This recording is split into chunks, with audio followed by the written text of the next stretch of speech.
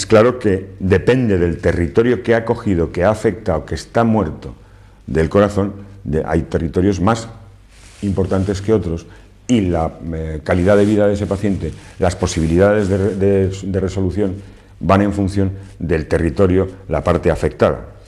Entonces, si hemos tenido un proceso de infarto en la zona cercana o próxima al nódulo auricular, quedábamos que era el que tomaba el mando, era el que mandaba, era el que primero que soltaba la orden de contracción, de estimulación eléctrica, el potencial de acción aquel del que hablábamos.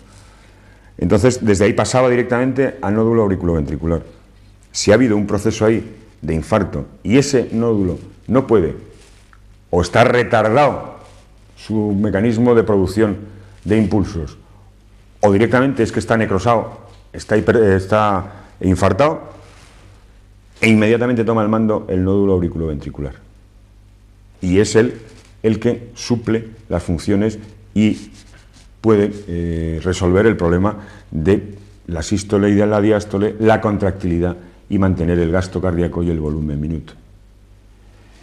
Si además de eso, olvidémonos ya de ese paciente que tiene la zona del seno auricular infartado. Supongamos que es el seno auriculoventricular.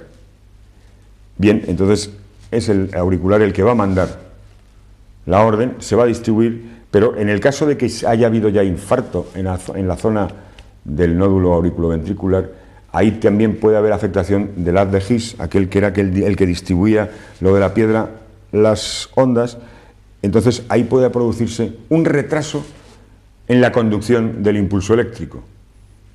También hemos quedado al principio que todas las células tienen una propiedad que es el automatismo. Lo que pasa es que no todas llegan al punto de acción, porque además la que manda es la de arriba, el seno auricular. Pero claro, si ha habido un proceso en el sitio de distribución, en el haz de Purkinje, entonces por ahí, por esa zona, es claro que ya no puede pasar el impulso. Y entonces tiene que tomar otras vías. Y se produce lo que se llaman retrasos en la conducción auriculoventricular o dentro del mismo ventrículo, puesto que sí, en el ventrículo izquierdo, que siempre, habitualmente es mayor, porque tiene que luchar contra más resistencia que la pulmonar, que la arteria pulmonar, al desarrollar más resistencia, ese músculo es mucho más potente, tiene más masa, tiene más que desarrollar más fuerza. Y además, de hecho, la posición fisiológica del corazón está apoyado sobre el ventrículo izquierdo y encima del diafragma, y aprovecha la potencia del mismo diafragma para establecer toda la irrigación del territorio circulatorio. Hemos quedado que si se produce un infarto en una zona cercana o en cualquier zona de la distribución del impulso, ya ese impulso no puede seguir su camino habitual y ha de tomar otro, aprovechando precisamente la capacidad de automatismo que tienen las fibras miocárdicas. La primera fase, digamos, la primera más leve, digamos, dentro de la gravedad, sería el retraso, pero luego podemos llegar a tener un bloqueo. Es decir, que puede haber una zona por la que, obviamente, la zona que está infartada, la zona que está necrosada, la zona que está muerta, esa no tiene ningún tipo de impulso, eso está muerto directamente. Y de hecho el impulso para llegar a esa zona tiene que bordearla, tiene que dar la vuelta. Bueno, básicamente hemos visto un poco cómo se distribuye el impulso, cómo funciona esto. Básicamente sabemos que lo más importante, lo que se tiende siempre, el mismo organismo y desde la farmacología, como vamos a ver ahora, desde la digoxina, la digital, muchos de ustedes habrán oído hablar de la digital. Desde la digoxina lo que se pretende es mantener en lo posible el volumen minuto, el aporte de sangre al resto del cuerpo, tratando de... La digoxina lleva ya más de casi 200 años, la desarrolló un tal Bayrin, y bueno, además incluso viene de una planta, de la digoxina purpúrea, se sintetizó desde ahí, y tiene, bueno, posibilidades, buenas cosas y malas cosas, como todos los fármacos. Que hay un gran problema con la digoxina, con la digital actualmente, puesto que se está ya planteando, hay revistas, la revista del mes pasado del corazón, la revista española de la Sociedad Cardiológica, ya está hablando, según los últimos congresos que ha habido, se está empezando un poco a tenerle miedo porque la digital plantea serios problemas a nivel secundario. En el paciente al que le va bien, le va muy bien, porque depende de su constitución o, como vamos a ver ahora, aquí lo dice, de la misma susceptibilidad del paciente a ese fármaco. Hay pacientes a los que les va muy bien, hay pacientes, además, el periodo de vida de la digital, de la digoxina, en el cuerpo humano varía terriblemente de unos pacientes a otros. Y no hay ningún tipo de, digamos, de factor común desde la medicina, desde la farmacología, no hay ningún denominador común que pueda decir cuál o por qué es la razón de que tenga una vida más larga en unos que en otros pacientes, o que tenga efectos acumulativos más en unos que en otros. Bien, la digital, la dioxina, ¿cuál es su función? ¿Qué es lo que pretende? Bueno, lo que pretende es aumentar la contractilidad del miocardio, aumentar el volumen minuto en lo posible y, en muchos casos, acercarlo al valor normal, al valor fisiológico, al valor real. Entonces, vamos a ver. Tenemos dos formas de ayudar al corazón, desde él mismo, como la digital, o bien desde fuera, con los diuréticos o los vasodilatadores. Los vamos a ir viendo. Hoy nos vamos a dedicar a la digital. Hay otra alternativa a la digital en esos pacientes, que era lo que estábamos hablando de la Sociedad Española de Cardiología, en los que, claro, hay pacientes que tienen el problema de insuficiencia cardíaca y no se les puede dar digital porque además hacen la intoxicación digitálica.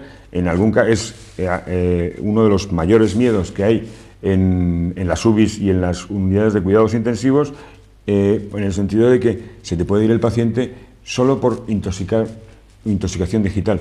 Y cuidado, son pacientes que además llevan tiempo, conocen muy bien el uso y el tratamiento de su patología, y no es que hayan hecho una sobredosis, sino que ante cualquier fenómeno externo, cualquier cambio de hábito alimenticio, o un viaje, o cualquier factor externo, o la combinación de otro fármaco que en principio, ese asunto de la automedicación en este tipo de pacientes es especialmente grave, porque en principio, bueno, se supone que es un fármaco que no ha producido problemas en otros pacientes, a lo mejor con insuficiencia cardíaca, en otros pacientes a lo mejor tratados desde la digital. Pero en ese paciente produce un acúmulo y produce una descarga de síntomas que pueden acabar.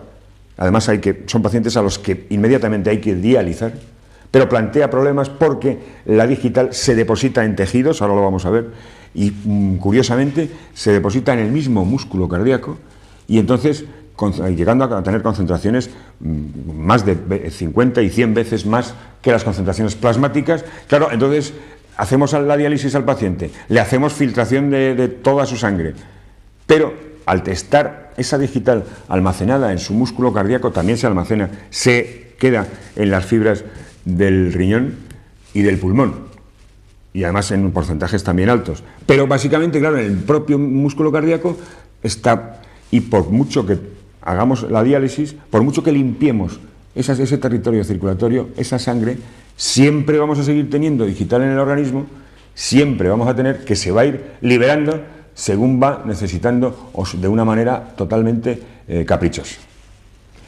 Bien, hemos quedado que había básicamente las formas de actuación son directamente al corazón, desde la digital, desde la digoxina, haciendo que aumente la contractilidad, entonces que se disminuya el periodo de sístole, aumentando el periodo de diástole, que es el periodo de llenado, es el periodo en el que el corazón, pero al disminuir el periodo de sístole, aumenta la contractilidad, estimula el sistema simpático, aumentando las resistencias a nivel periférico, estimula a nivel renal, aumenta el sistema de renina-angiotensina, que es un mecanismo que aumenta la eliminación líquida, produciendo una retención a nivel sodio, y es eso lo que resuelve en estos pacientes sus problemas de edemas, son esos pacientes que se les hinchan los pies, y edemas incluso a nivel palpebral, y edemas en zonas donde fisiológica y habitualmente no hay. ¿Por qué? Porque hay exceso de retención líquida. Y en ese proceso de insuficiencia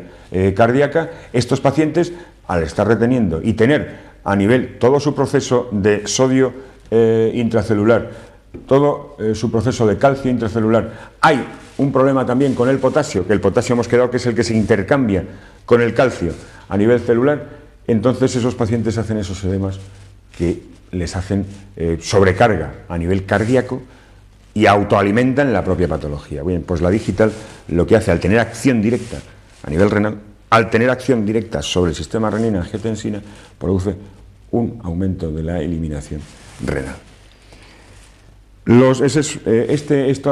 acción que llamamos la acción de aumento de la contractilidad se denomina acción inótropa positiva. Bien, básicamente hemos quedado que es esto. Quiero leer textualmente una cosa que dice aquí el libro. Dice, los digitálicos per se producen vasoconstricción coronaria. Y además hemos quedado que con la hipertrofia que ya tienen, porque estos pacientes son crónicos y ya su músculo cardíaco, su masa cardíaca está aumentada de tamaño. Entonces hemos quedado también que esa hipertrofia aumenta sus necesidades de aporte sanguíneo, aumenta sus necesidades de oxígeno. Pues bien, el digitálico produce una vasoconstricción, porque claro, hemos quedado que actúa el sistema de trabajo es aumentando la vasoconstricción a nivel periférico, y a nivel periférico también afecta a nivel coronarias. Sin embargo, este efecto no se observa en el paciente, ya que al reducir la presión diastólica ventricular y prolongar la diástole, hemos quedado que aumentaba el proceso de diástole para aumentar el proceso de llenado para acortar luego el de sístole. Produce bradicardia, aquello que era la disminución de la frecuencia cardíaca. Entonces hemos traducido el aumento de masa muscular, el aumento de necesidades en principio de oxígeno y de sangre por parte del músculo cardíaco, como lo estamos haciendo una bradicardia, es decir, le estamos disminuyendo, haciendo que disminuya su frecuencia cardíaca, necesitan bombear menos veces, con lo cual suplimos la necesidad en sí misma de la masa muscular, la suplimos por el número de veces que tiene que bombear el corazón, puesto que además al disminuir desde la digital el gasto cardíaco, es claro que ese efecto vasoconstrictor a nivel coronario no es, digamos, patológico, no es preocupante, siempre, insisto, que no tengamos ningún problema de intoxicación digitálica. En ese sentido, además, es siempre necesario pacientes que trabaje, que tome digital, ante cualquier reproducción de cualquiera de las patologías que le obligaron a ir a su cardiólogo, debe acudir, por supuesto, pero debe ajustar sus dosis exactamente y ajustar su hábito alimenticio y su hábito diario, puesto que de lo contrario tendrá que ir de urgencias y producirá una intoxicación digitálica. En cuanto a las acciones endocrinas, vamos a leerlas. Las acciones farmacológicas, digamos, de la digital.